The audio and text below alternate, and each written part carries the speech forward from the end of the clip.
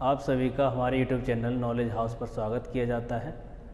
आज का जो टॉपिक है वो है संख्या पद्धति, नंबर सिस्टम। आज आप संख्याओं के नामकरण करेंगे बिना पंडित जी के। खैर हो चुका है पहले ही नामकरण, अब दोबारा से सीखते हैं आखिर क्या होता है संख्याओं को बांटना और कैसे संख्याओं को बांटते हैं। तो सीखते हैं पहले संख्याओं को बांटना। पहले देखिए आप, अगर मैं ये लिख दूँ, कुछ बना दिया मैंने, अंडे हैं ये, तो आप गिनेंगे तो कितने होंगे? 1 2 3, मतलब कि आपके स्वाभाविक रूप से एक निकलता है।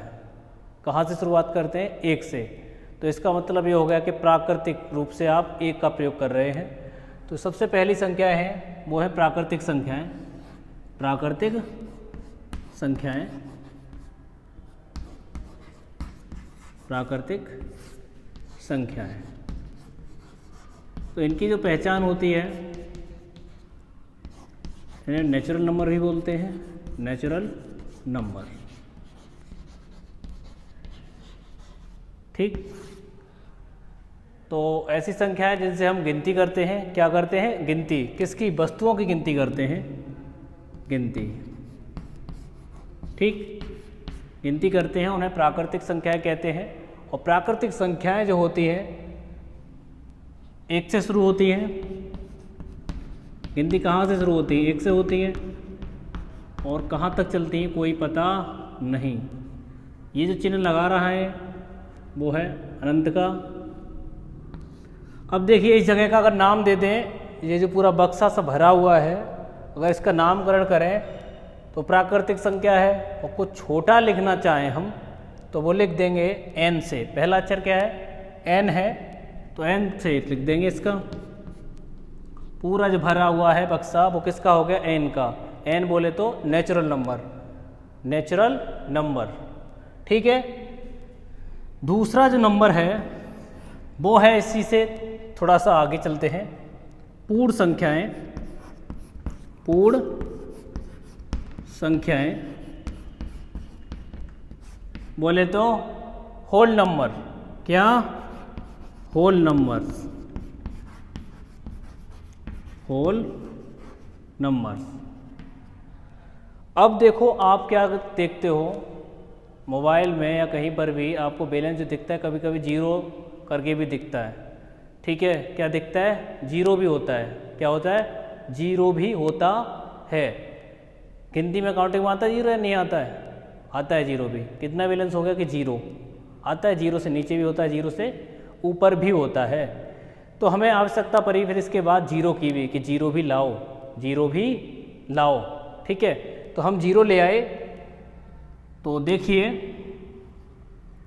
0 और प्राकृतिक संख्याएं, कौन सी? प्राकृतिक संख्याएं क्या कहलाती हैं? पूर्ण संख्याएं। तो प्राकृतिक संख्याएं कौन सी हैं? बक्से से निकाल लो।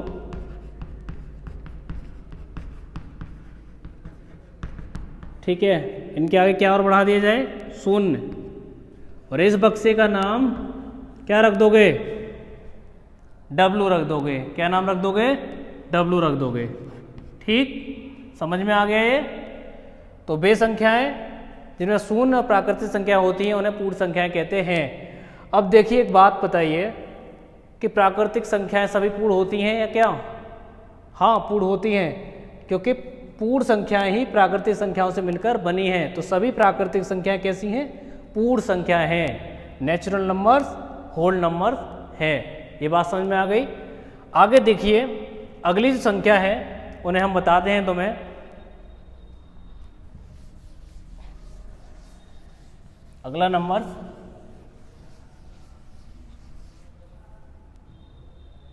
भाज्य संख्याएं। भाज्य संख्याएं,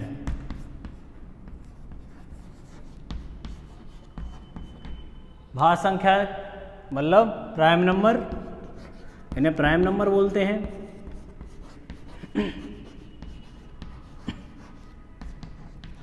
इनकी पहचान क्या होती है? संख्याओं में इनकी पहचान ये है कि वे संख्याएं जिनमें एक और स्वयं को छोड़कर अन्य संख्या का विभाग चला जाए, मतलब और संख्या भी इन्हें थपड़िया दें, तो क्या हो जाएगा, इन्हें भाज्य संख्या बोलेंगे। थपड़ियाने का मतलब ये है कि उन्हें काट दें, और काटने का मतलब है भाग कर दें, बांट दें उन्हें। एक और स्वयं के अतिरिक्त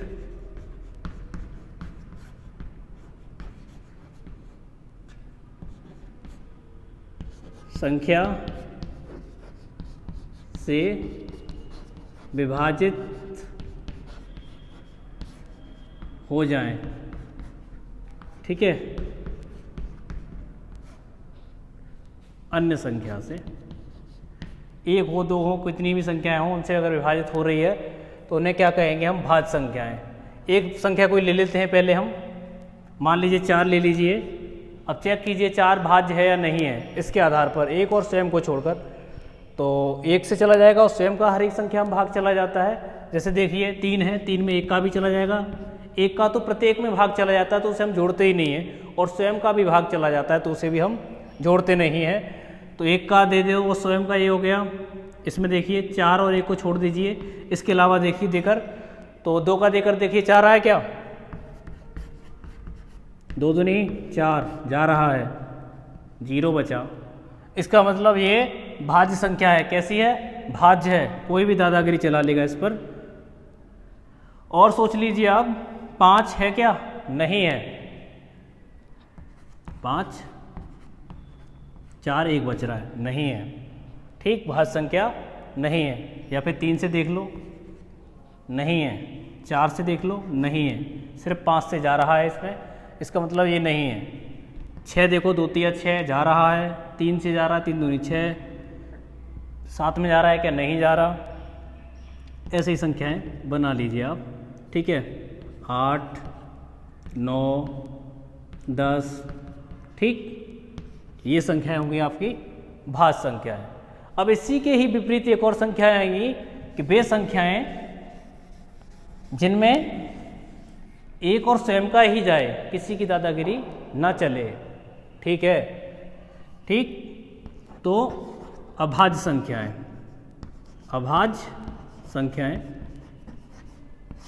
अभाज्य संख्याएं, ठीक। क्या पहचान रहेगी इसकी, इन्हें बोलते हैं को प्राइम नंबर्स।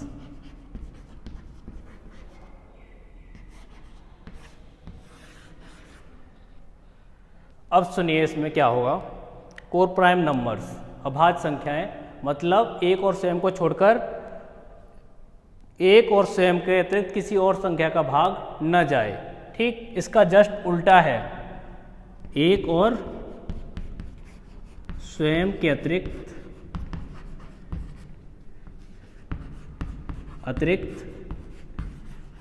अन्य संख्या से विभाजित न हो। विभाजित होने का मतलब उसे काट ना पाए, ठीक। एक है, एक कैसी है, अभाज्य संख्या है, क्योंकि एक और स्वयं के अतिरिक्त, स्वयं तो वो है ही है, इसके अलावा किसी और संख्या का भाग जा रहा है, नहीं जा रहा है, ठीक। और संख्या कोई चेक कर लीजिए आप, 10 ले लीजिए, जा रहा है क्या, जा रहा है, तो इसका मतलब कैसी है, नहीं है, ठीक, नहीं है, ठीक। ऐसे ही 3 ले लीजिए, जा रहा है क्या, नहीं जा रहा, ठीक। 5 है, 7 है, 9 है, 11 है, 13 है, 17 है, 19 है, तो ये भी सभी संख्याएं हैं। इसके अलावा और भी संख्याएं हो सकती हैं। वे संख्याएं हैं जिनमें एक और स्वयं के अतिरिक्त अन्य संख्या का भाग नहीं जा रहा। तो वे संख्याएं जिनमें एक और स्वयं के अतिरिक्त भाग नहीं जाता है, उन्हें हम क्या कहते हैं, अभाज्य संख्याएं। किसी की दादागिरी नहीं चलती इस पर।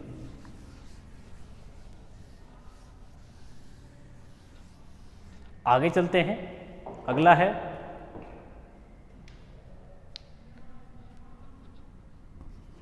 पाँच सम संख्याएं, सम संख्याएं।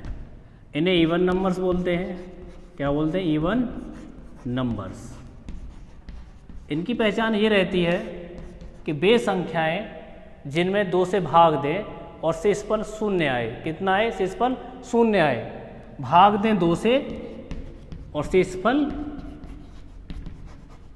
शून्य, शेषफल कितना आ जाए? शून्य आ जाए, तो वे संख्याएं सभी सम संख्या कहलाती हैं। पहली में देके देते हैं भाग, 1 में चला जाएगा क्या 2 का? नहीं जा रहा, 0 दशमलव में लगाना पड़ेगा, तो इसका मतलब ये नहीं है सम। 2 में देके देखो, 2 एकम 2, कितना बचा? 0, तो इसका मतलब ये सम है। क्या आ गया शेषफल? 0, और भाग किससे दिया? 2 से, तो इसका जो सेट बन जाएगा वैसे बन जाएगा। 2, 3 में देके देखो, नहीं जा रहा, इसका मतलब सम नहीं है। ऐसे ही 4, ऐसे आगे देखोगे तो 6, 8, 10, 12 अनंत तक, कोई पता नहीं कहाँ तक होंगी। ठीक, इसका जस्ट उल्टा है दूसरा संख्या, वो ये है विषम कहते हैं उसे, विषम संख्याएं। तो विषम संख्याओं की क्या पहचान रहेगी? आप समझ गए होंगे, इन्हें ऑड नंबर्स ही बोलते हैं, ऑड नंबर्स। ठीक, वे संख्याएं जिनमें 2 से भाग दें, 2 से भाग दें, लेकिन जो शेषफल है रिमाइंडर वो कितना आए? 0 ना आए, 0 ना आए। तो ऐसी अवस्था में हम इसे क्या कहेंगे? क्या कहेंगे हम इसे? विषम संख्याएं। कौन सी? विषम संख्याएं से हम बोलेंगे। ठीक, तो वे संख्याएं जिनमें 2 से भाग ना जाए। चेक कीजिए, 1 है, नहीं जा रहा, 3 है, 5 है, 7 है, और चेक कर लीजिए, 9 है, 11 है, 13 है, 15 है, ऐसे ही बहुत सारी संख्याएं हैं। तो आप बस पहचान याद रखिए कि वे संख्याएं जिनमें 1 से भाग न जाए, 2 से भाग न जाए, तो वे सभी संख्याएं अभाज्य संख्याएं कहलाती हैं। आगे चलते हैं, अगला नंबर है परिमेय संख्याएं। परिमेय संख्याएं,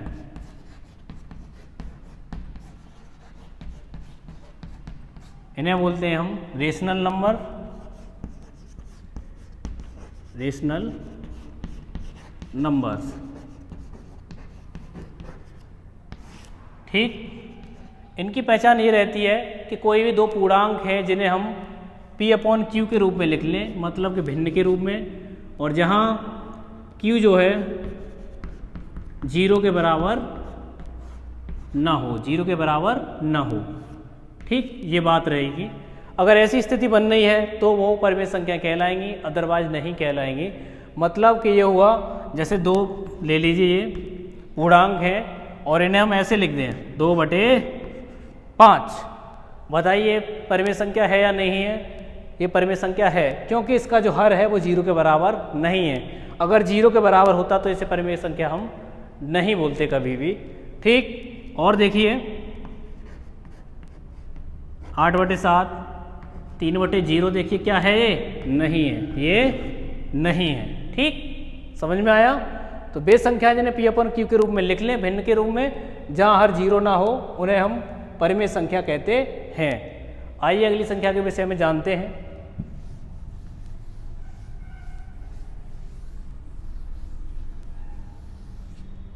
अगली संख्या है हमारी अपरिमेय संख्या। अपरिमेय संख्या।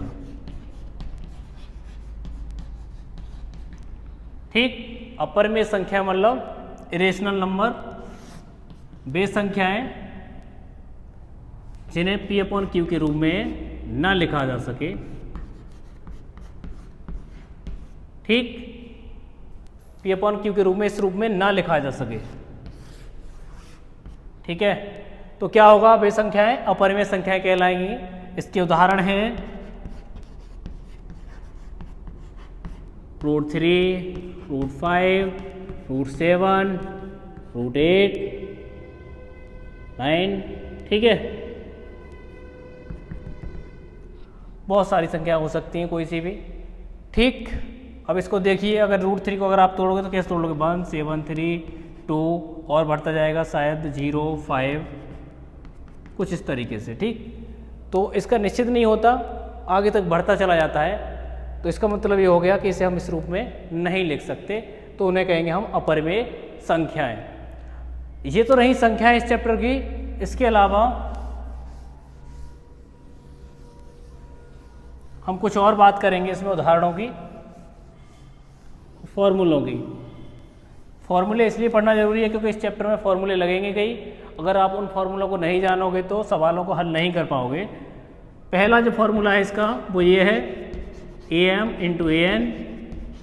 इसका मतलब ये है कि अगर आधार एक जैसे हैं और घातें ये लिखी हुई हैं तब क्या करेंगे हम? आधार तो यूं ही लिख लेंगे और जो घातें लिखी हुई हैं उन दोनों को हम जोड़ देंगे। अगर इसका उदाहरण लूँ मैं तो देखिए 4 की घात 3 और 4 की घात 5, तो ये हो जाएगा 4 की घात 4 तो ऐसे ही रहेगा, देखो आधार एक जैसे ही रहेगा, और यहाँ पर ये 3 और 5 मतलब 8, कितना हो गया? 8 हो जाएगा। समझ में आया ये?